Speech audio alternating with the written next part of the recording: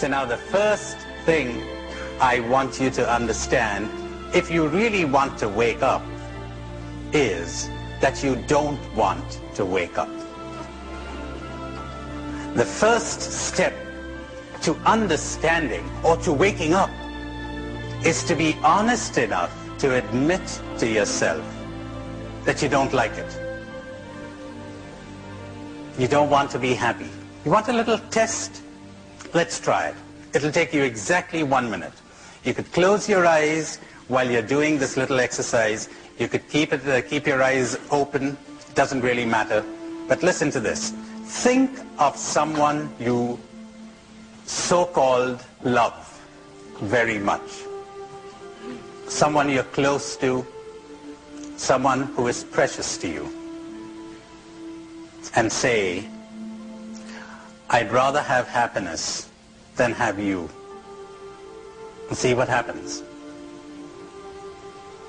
I'd rather be happy than have you.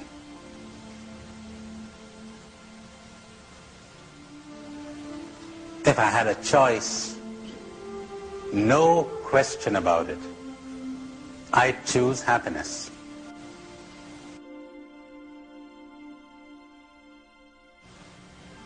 How many people felt selfish when they said this? Would you raise your hands? Isn't that wonderful? See how we've been brainwashed?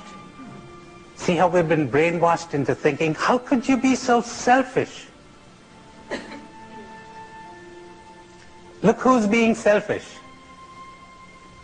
Just imagine somebody says, how could you be so selfish that you choose happiness over me? Who's being selfish now? How could you be so selfish that you would demand that I choose you above my happiness?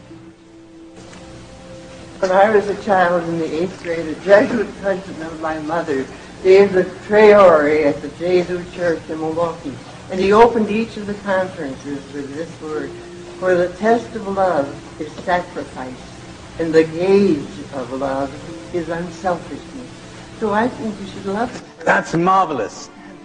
She speaks about a Jesuit who says, the test of love is sacrifice. And the gauge of love is selflessness, unselfishness. But now tell me, would you want me to love you at the cost of my happiness? Yes. She said yes. Isn't that delightful? You're great. You're tremendous. You're tremendous.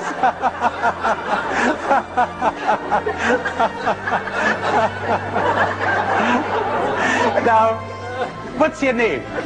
Claire. Okay, Claire. Now, wouldn't that be wonderful that you would love me at the cost of your happiness, and I would love you at the cost of my happiness, and you got two unhappy people, but long live love. So now the first, we were saying, we don't want to be happy. We want other things. Or let's put it more accurately, we don't want to be unconditionally happy. I'm ready to be happy provided I have this and that and the other. And you know what we're really saying? We're saying, you are my happiness, to our friend, or to our God, or to anything. You are my happiness. If I don't get you, I refuse to be happy.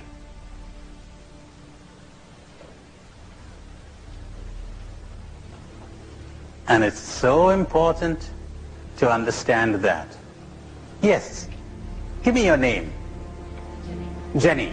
Yes, Jenny. Is it so much that we don't want to be happy, or that we cannot imagine being happy without all those things? All right, that's pretty well put. Wouldn't it rather be that we cannot imagine being happy without all those things? That's pretty accurate, Jenny. Yes. And that's the reason why we don't want it. Because we cannot conceive of the fact that we would be happy without all of those things. We've placed our happiness, we've been taught to place our happiness in all of those things.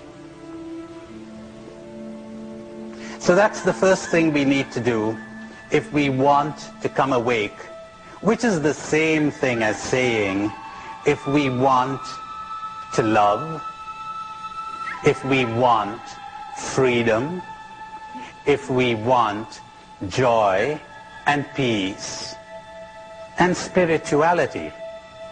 In that sense, spirituality is the most practical thing in the whole wide world. I challenge anyone to think of anything more practical than spirituality as I have defined it. Not piety, not devotion, not religion, not worship. Spirituality, waking up. Wake up. Look at the heartache everywhere. Look at the loneliness. Look at the fear, the confusions, the conflicts in the hearts of people. Inner conflict, outer conflict. Suppose somebody gave you a way of getting rid of all of that. Suppose somebody gave you a way of stopping that tremendous drainage of energy, of health, of the emotions that come from these conflicts and confusions. Would you want that? Suppose somebody showed us a way where we would truly love one another and be at peace at last. Can you think of anything more practical than that? But here you have people thinking that big business is more practical, or politics is more practical, or science is more practical. What's the earthly use of putting a man in the moon when we cannot live on the earth?